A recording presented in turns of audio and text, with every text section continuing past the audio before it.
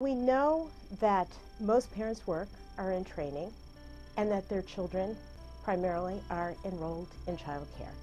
And as a pediatric nurse practitioner, some years ago, I realized that parents in my practice not only required the guidance in terms of how to keep their children healthy and safe at home, but we really needed to extend that same level of education and support to daycare providers to make sure that children are healthy and safe both at home and in child care.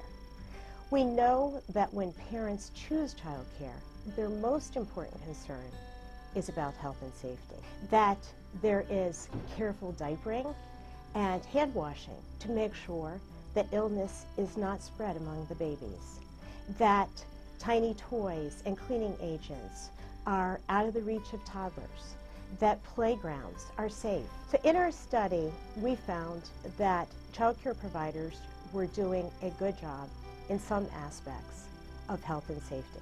The educational programs were sound, basic health needs were addressed, and children were well supervised. However, we found there were several health and safety concerns.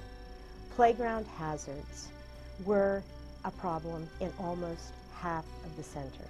We also found in about 1/3 of all centers indoor hazards, such as cleaning agents that were within reach of children. However, we did find that in child care programs where providers had completed their annual continuing education requirement, they were far more likely to have fewer hazards and be a healthier and safe environment. Our study revealed that there were serious health and safety concerns in medication administration.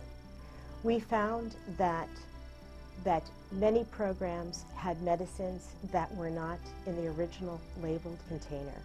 We found that 1 out of 5 programs did not have a staff member who was trained in medication. The programs that enroll infants and toddlers and had a nurse consultant who was trained to provide a comprehensive medication administration program were far more likely to be giving medicine safely.